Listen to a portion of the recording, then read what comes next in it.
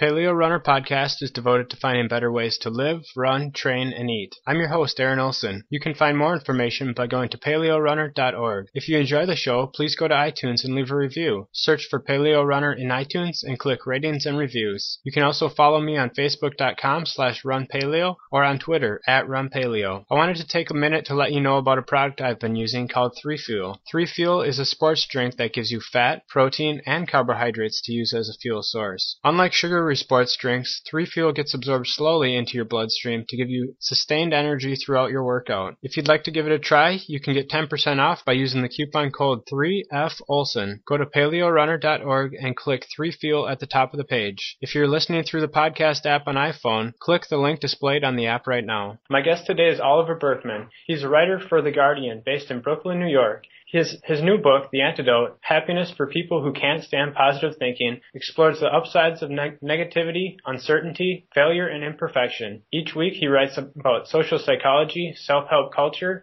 and the science of happiness. Oliver, thanks so much for being part of the show. It's a pleasure. I'm glad to be here. So, Oliver, when I saw the title of your book, I just had to download it. Happiness for People Who Can't Stand Positive Thinking. How did you get interested in this topic? Well, I had been writing a column for The Guardian for a little while. I still write it today. The idea of which was to take a sort of skeptical, but hopefully not cynical look at self-help culture, science of happiness, all these topics that you mentioned. Because I think, there's a lot of really interesting research out there, but there's also an awful lot of charlatanism and nonsense and people wanting to, sell you multiple $1,000 seminar series that don't work or whatever it might be. And so I was trying to find this line in between, being skeptical without being cynical. And one thing that kept recurring as I did this was the realization that, something that united all the approaches that didn't seem to work to me were that they were in one way or another positive thinking. They in one way or another were to do with deciding that everything is going to go well, trying to fill your mind with happy thoughts, trying to visualize success, setting very firm goals and then committing to them with all your, and all these kind of classic ideas seemed to not be backed up as far as I could see by the research or by my sort of personal experimentation with them. Whereas this other set of approaches that involve, opening towards the experience of failure or insecurity, learning to embrace and use pessimism sometimes, or everything that I sort of call the negative path to happiness in the book could actually be quite effective. So, certainly I spend part of the book mocking the ridiculous extremes of the positive thinking movement, because that is enormous fun to do. But I also try to look at what I think might work as an alternative. Mm-hmm. At the beginning of the book, one of the things that you talk about is this idea of setting something in your mind, and like a polar bear. I believe you used the quote, "Try not to think of a polar bear, and you'll see that it's the only thing that comes to your mind." How is that related to happiness? Well, this is kind of the paradigm example of the problem with all sorts of kind of attempts to control our own thoughts, attempts to use willpower to guarantee success or happiness, whatever it is.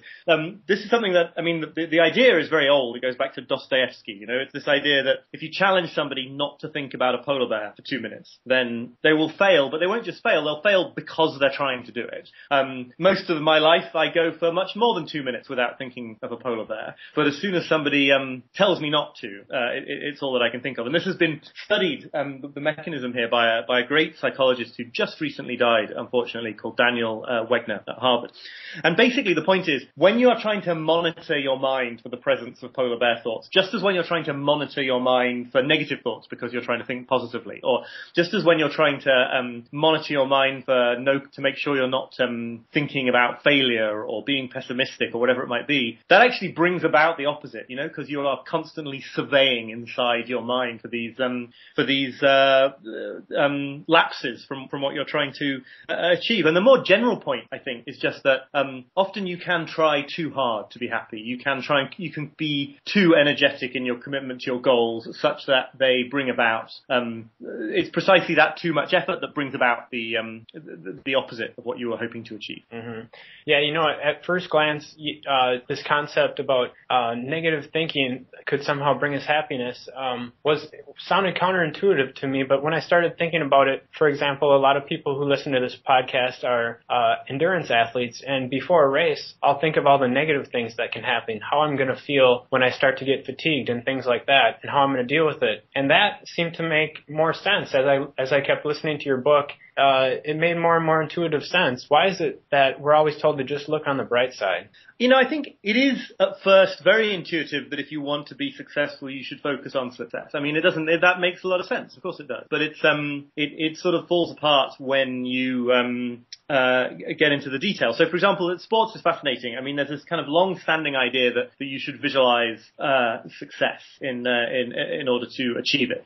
What you find when you look at some of the research and talk to people involved is that it's one thing to visualize an individual step. It's one thing to visualize getting the perfect golf swing or adjusting your swimming stroke or something. That I think can have an awful lot of benefits. But when you are envisaging victory, you're thinking to yourself about being at the finish line and all the adulation you're going to get when you get there. This can do a couple of things. First, I think it can stress you out and cause you to be sort of paralyzed by reminding yourself of the standard that you're trying to meet. And then secondly, they've done some amazing studies to suggest that certain kinds of visualization can actually reduce your motivation. In one experiment, they made people thirsty, and then they asked them to visualize, some of them to visualize drinking a refreshing glass of water. And the ones who were visualizing that actually experienced a reduction in their energy levels, as if they were no longer so motivated to achieve the goal in reality, because they had, on some level, convinced themselves that they'd achieved it, in their imagination. So I think there's a whole host of reasons why that kind of relentless focus on the outcome. I think we've all had experiences of this. In my case, I remember taking my driving test in the UK and being convinced after about 5 minutes that I totally screwed it up. And then you relax, and that's when you manage to do well enough to pass. So there is definitely something to be said for not relentlessly focusing on the next achievement. Mm-hmm, mm-hmm. Yeah, you mentioned a study there about visualizing drinking a glass of water. I found that really interesting. Do you think that someone who visualizes, say, winning a race or achieving a certain time, that could actually be a detriment?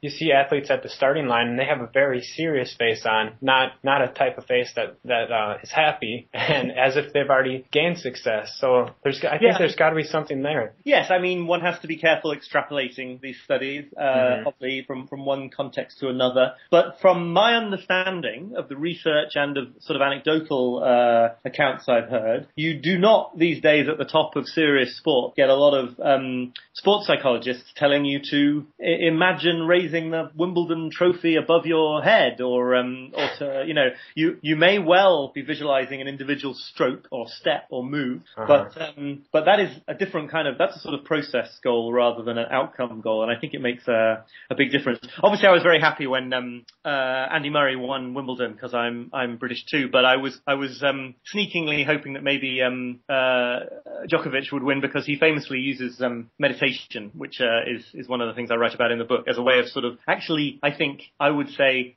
detaching a little bit from the goal that he's trying to achieve, so that he can focus on the tennis in the moment. And he didn't quite make it to the top, but he got pretty close. Mm-hmm.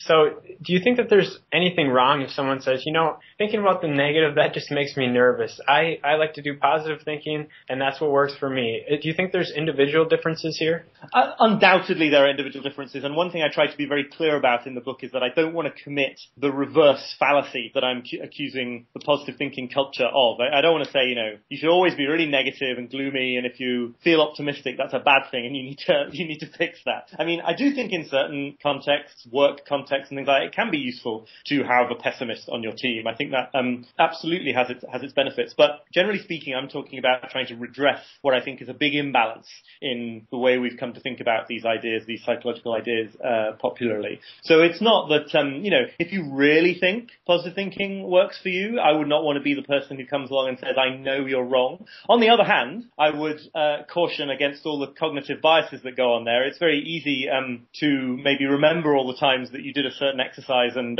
had success, and to forget the times that you did the exercise and didn't have success. That's another sort of aspect that runs through the book, this idea of survivor bias, that it's very hard to tell what makes you happy or what makes you successful if you only remember the times when something seems to work and you forget the times when it doesn't. But there's nothing wrong with optimism. I think positive thinking is this sort of overly forced attempt to use your will to bring about the outcome that you're after. Okay. Yeah, something you kind of brought up there in the kind of throughout the book, you hint at that there might be something wrong with this idea of pursuing happiness just as your only goal, and is that really going to make you happy? Mm-hmm. What did you find in looking at that? Well, it was a difficult thing in writing the book. I spent, I was going to say wasted, but maybe it was useful. I spent, sort of weeks and weeks before I began trying to come up with a working definition of happiness, given that I was going to argue that, we were going about it the wrong way. I thought a definition would be quite useful. I eventually had to conclude that if, philosophers had failed over the last 2 millennia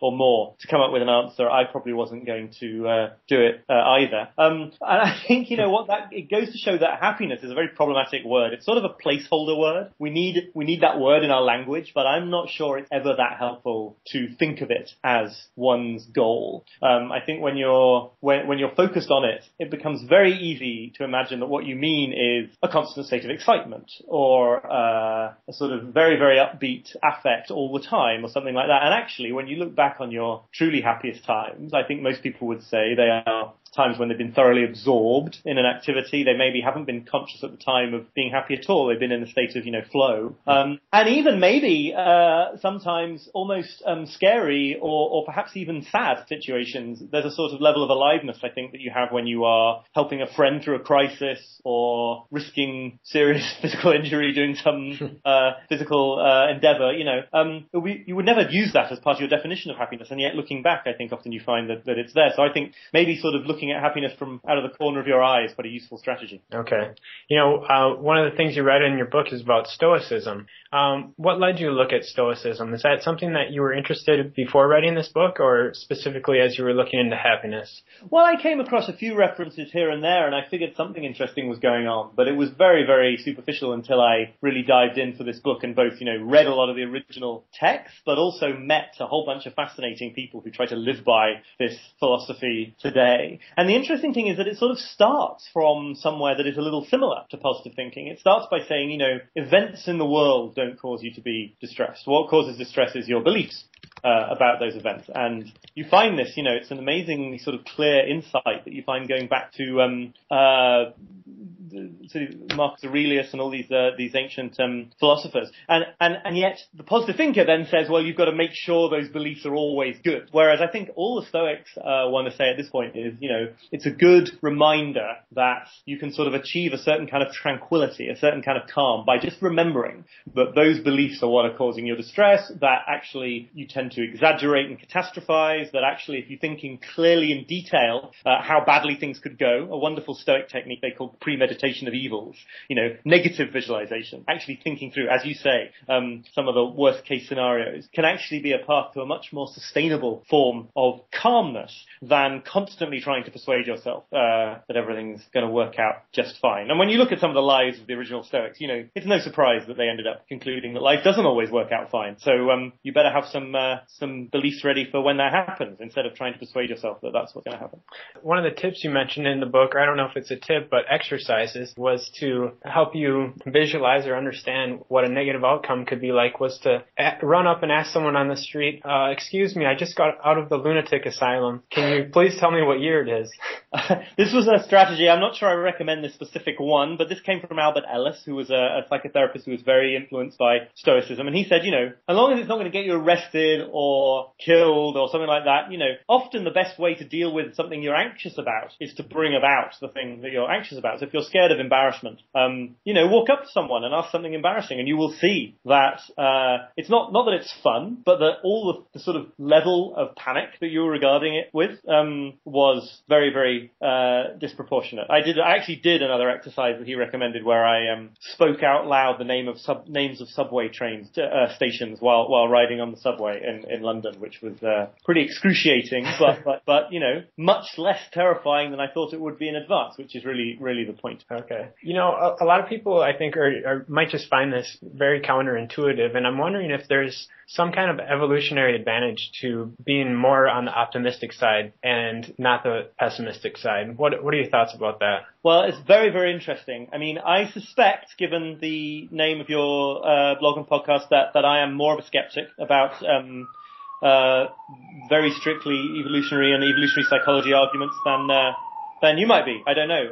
We don't need to get into a big set two about that. But I mean, just sort of totally in the realm of speculation, I do think that there's a sense in which positive thinking may act as one of these kind of stimuli or not stimuli, but one of these phenomena that might have worked better in a prior context than now. That really, there are degrees of complexity to the systems in which we try to achieve success or happiness that do not admit of deciding to do something and then deciding it's going to work and then you do it. But I have to say, now that I'm talking about this in this purely speculative mode, because I never really thought about the question in too much detail before, I think that actually the sort of positive thinking idea is incredibly new. I mean, not only is it not on an evolutionary timescale, it's like 150 years old. It's so recent. And I suspect that, that kind of desperate effort to strain in the direction of optimism would have been extremely unhelpful on a sort of evolutionary timescale. To assume that if you decide that everything's going to be fine, then you're not going to be attacked by a predator, that would seem to me to be a disaster and really a luxury that could only come about in sort of